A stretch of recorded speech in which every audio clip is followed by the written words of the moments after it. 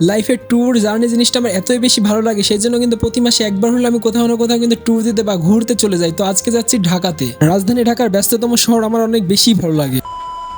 হে hello everyone, আসসালামু আলাইকুম। This is Rafsan Ahmed Rana. কি অবস্থা সবার, কেমন আছেন? আশা করি সবাই অনেক বেশি ভালো আছেন। তো আমিও ভালো আছি। তো আজকে আমি সকাল সকালে উঠে চলে যাচ্ছি ঢাকাতে। আর ঢাকাতে যেহেতু যাবো, সেই জন্য আমার মা তার মেয়ের জন্য দিয়ে দিয়েছে এর মধ্যে অনেক কিছু, যেমন ডিম আছে আমাদের বাড়ির, দেশি মুরগির ডিম, দুধ, অনেক কিছুই রয়েছে, সেগুলো দিয়ে দিয়েছে। তো সেগুলো নিয়ে সকাল সকালে চলে আসলাম ভেড়ামারাতে। তো ভেড়ামারাতে এসে হালকা করে আবার নাস্তাও করে নিলাম। নাস্তাটা ঠিক মতো শেষ করতে না করতে স্টেশনে এসে দেখি আমার ট্রেন কিন্তু অলরেডি চলে এসেছে। আরেকটু হলে মিস করে যেতাম। ভাবলাম ট্রেনটা একটু লেটেই আসবে, স্টেশনে গিয়ে কিছু ফটো বা ভিডিও শুট করবো, কিন্তু সেটা তো আর হলো না। ট্রেনও চলে আসলো, আমিও দৌড়াতে দৌড়াতে গিয়ে ট্রেনে বসলাম, ট্রেনের সিটে গিয়ে বসলাম। তারপরে শুরু করে দিলাম আমার যা কাজ, মানে সবসময় যেটা করে থাকি আমি, ভিডিও শুট। আর ট্রেনে কি শুধু শুধু একা একা বসে যায়, যদিও এমনিতেই তো আমি একা, তার সঙ্গে যদি কিছু মুখ না চলে তাহলে কি হলো, তাই নিয়ে নিলাম বাদাম খাওয়ার জন্য। আর আপনারা তো সবাই জানেন আমি যেখানেই যাই না কেন, আমি তো একা একা ঘুরতে অনেক বেশি ভালোবাসি। অনেকেই বলে একা একা ঘুরতে ভালো লাগে, বিশেষ করে আমার ফ্রেন্ড গুলোই বলে তো একা একা ঘুরে বেড়াস তো ভালো লাগে। আমি কিন্তু সত্যি বলছি, আমার কিন্তু অনেক বেশি ভালো লাগে, কোনো টেনশন নাই, কোনো ঝামেলা নেই, সত্যি অনেক বিন্দাস। তো অনেক আজারে বকতে বকতে ফাইনালি চলে এসেছি পাংশা স্টেশন পার হয়ে, যে ব্রিজটা পড়ে, এই ব্রিজটার নাম অ্যাকচুয়ালি আমার মনে নেই, সেই জন্য আমি নামটা বলতে পারলাম না, এই জন্য আমি আন্তরিকভাবে দুঃখিত।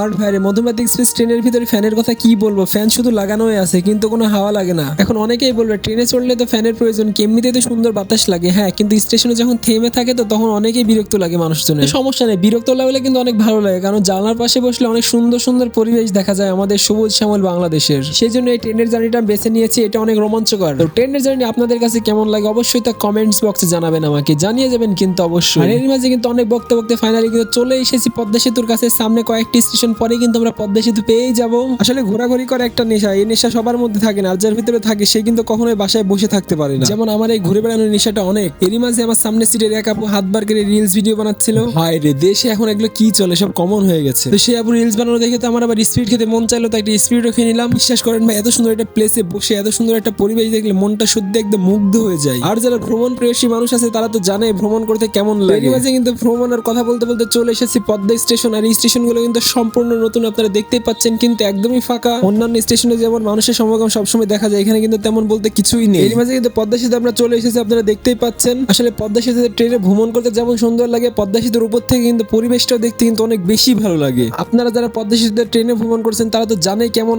আর যারা ট্রেনে ভ্রমণ পদ্মা সেতুতে করেন না অবশ্যই কিন্তু চলে আসবেন। এই পদ্মা সেতু ট্রেনে করে রাজধানী ঢাকাতে, বাংলাদেশের 1 নম্বর সিটি রাজধানী ঢাকা শহর আমার কাছে এত বেশি ভালো লাগে, সেই জন্য কিন্তু প্রতি মাসে আমি একবার হলে কিন্তু চলে আসতে আমাকে হবেই। আর বিশেষ করে তো আমার তো কোনো কাজ নেই, আমার কাজে শুধু ঘুরে বেড়ানো এখানে ওখানে। আমার যখন যেখানে ইচ্ছে করে আমি কিন্তু তখন সেখানেই চলে যাই। আর এই পদ্মা সেতু নিচ দিয়ে যখন লঞ্চে করে বাসায় যেতাম পদ্মা সেতু হওয়ার আগে, তখনও কিন্তু অনেক বেশি ভালো লাগতো, কিন্তু পদ্মা সেতু হওয়ার পরে আর কিন্তু আর লঞ্চে করে যাওয়া হয় না। তবে বিগত জার্নিগুলো সুন্দর ছিল, তো এখনকার জার্নি, আজকের জার্নিটাও কিন্তু অনেক সুন্দর। তো এর মাঝে কিন্তু পদ্মা সেতু শেষ করে আমরা চলে এসেছি, আপনারা দেখতেই পাচ্ছেন। বিশেষ করে পদ্মা সেতু পার হওয়ার পরে আমরা যখন মা প্রান্তে বা মা স্টেশনে যখন আসি, তখন থেকে কিন্তু ঢাকার ফিল পাওয়া যায়। ট্রেন লাইনের উপর থেকে কিন্তু পরিবেশগুলো দেখতে অসাধারণ লাগে, যে আপনি স্ক্রিনে দেখতে পাচ্ছেন এই পরিবেশগুলো। আসলে ঢাকা শহরে কলকারখানা কিন্তু অনেক রয়েছে। বাইরে বাংলাদেশের ঢাকা শহরে প্রায় 4.5 কোটি মানুষ বাস করে, যা ঈদের মধ্যে প্রায় 2.5 কোটি মানুষ কিন্তু বাসায় চলে যায় ঈদ করার জন্য। তো ভিউয়ার্স, তো সকাল 8টার সময় যাত্রা শুরু করে, 8টা 20-এ শুরু করে, এখন প্রায় 3টা 46 বাজে আমরা এখন এসে পৌঁছেছি কমলাপুর রেলওয়ে স্টেশন। প্রায় আজকে 6-7 ঘন্টা 7.5 ঘন্টা সময় লেগে গেল আজকে, বুঝলাম না আজকে এত সময় কেন লাগলো। তো সেটা কোনো ব্যাপার না, সময় যতই লাগুক, জার্নিটা আজকে অসাধারণ ছিল।